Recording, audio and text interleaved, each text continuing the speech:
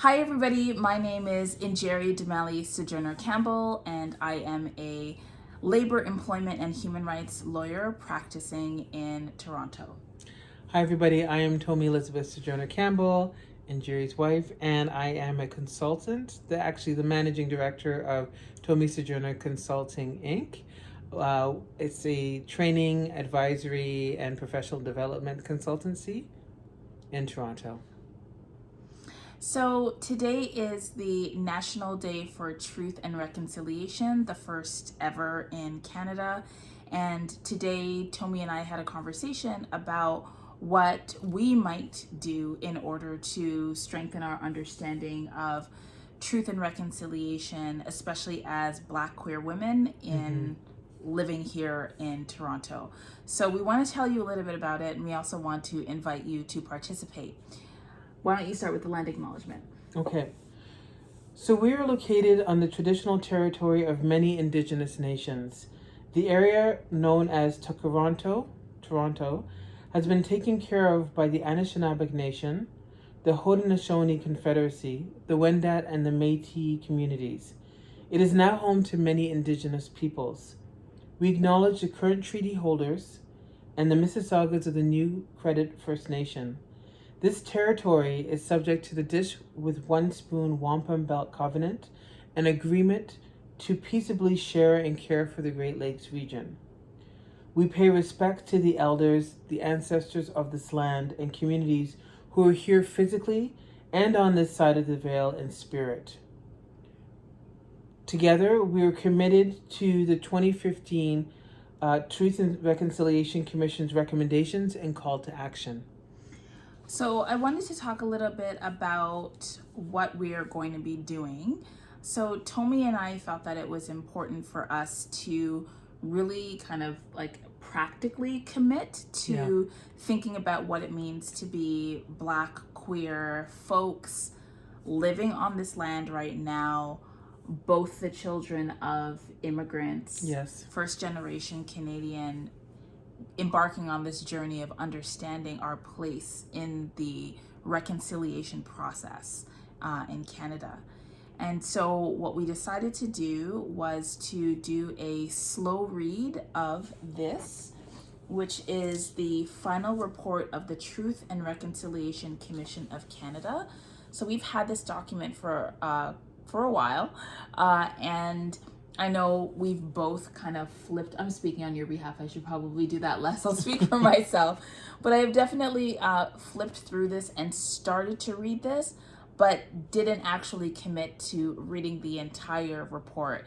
And while I think, there are a lot of different starting places, this for me is an important one, because I think before we can talk about reconciliation, we have to talk about truth.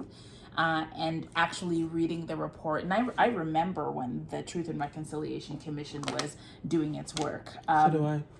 And so it is a 535 page document, and it's important for us to read it. So do you want me to talk about the slow read, or do you want to explain what we're going to do? Well, I'll explain to the best of my ability of what I think we're going to do. So the purpose of the slow read is really to invite a group of Black professionals to read with us over a period of 1 year. So today is September 30th. Today is National Truth and Reconciliation Day across Canada. And what we'd like to do is each month over the next 12 months is to read a part of the Truth and Reconciliation Commission's report, to really reflect on what it means to engage in conversation about decolonization, and anti-indigenous racism, indigeneity, our role in not only in understanding and putting into practice the Truth and Reconciliation Report's recommendations from where we sit in the spaces that we are located in, but also in terms of thinking, I think, critically around what does it mean as members of the Black diaspora to engage in conversations around, are we settlers or not? What is our accountability and our responsibility? And what is the legacy that we are leaving our communities, our families, our children and the other generations that come along. Because I can share from my perspective, when I was going to school, although I was born in Ottawa and Ontario and spent many, many years in different parts of the world. What I learned from the Canadian school system was little to nothing about Indigenous communities, Indigenous rights, Indigenous laws, and I think that was one of the tragedies of my sort of upbringing in a Canadian context, that the erasure of the pain and the violence, and the brilliance and the contributions and the building of Indigenous communities, and why many of us can do what we do, wasn't honored. And so now we're in a position to be able to invite as many, particularly Black professionals, to join us in what will be a really challenging, I think, emotionally challenging journey. And we want to be able to do it so that we know that by next year, in September 30th, 2022, that we will come together again after we've done the 12 months of reading to really look at what are our next steps and what can we do, and where do we want to go from here. And so we should make the special announcement thing too. Okay, so practically how this is going to work is we're just announcing it today because it's important to announce today. We are going to be building some infrastructure behind this, but you are absolutely invited. If you are a Black professional, anywhere in North America, you don't have to necessarily be in Canada, although we expect most of the people who will participate will be Canadian. But we are inviting you to join us in these 12 slow reading sessions. They'll mostly be discussion sessions, and we will have like a reading schedule, and we'll all be required to read a certain part of the report before we get together, probably on Zoom, because that's what we're doing. And we'll talk about what we've read, and perhaps different exercises or things like that will emerge. We are going to be charging $100 per person. We're each going to pay that, and we're also going to be charging that for each person who wants to participate. The money that you spend, if you choose to join us, is not going to go to Tommy or I. We are partnering with Osgoode Hall Law School to create a scholarship for an African Indigenous law student.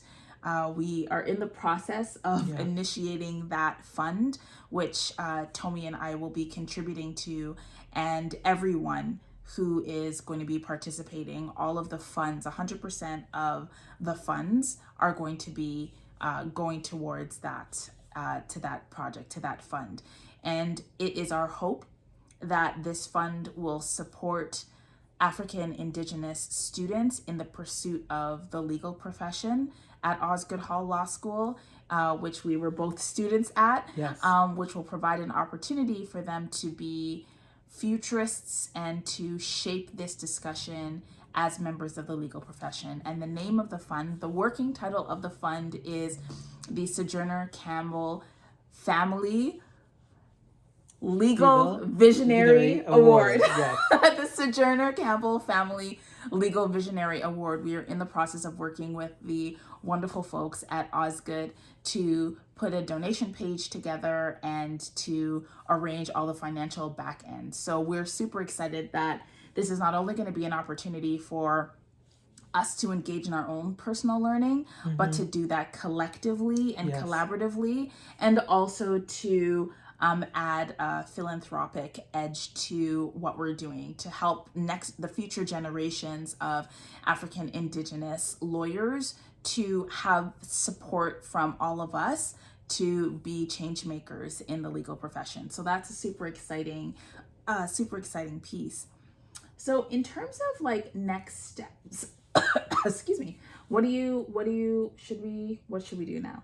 I think in next steps, if you're interested in participating, I would suggest that you send either one of us a DM, and we'll put that information in the little box below, or a little box next to our faces. I don't know. We'll see. And Jerry will do all that work and post-production. And then, or send us an email. Yeah. We don't I have think a specific email yet. Yeah, we're still figuring out a lot of this, but for now, there will be a more formal like registration process. But if you are interested in this idea, then feel free to send a DM through LinkedIn only. This is the only platform that we'll be talking about this work on. So please send us a message in either one of our DMs, direct message, like an email through LinkedIn. And then once we have a formal registration process, we will make it available. So we're not sure which platform we're going to use for that. It may be that all that will be necessary is for us to provide a link to the giving page for the fund.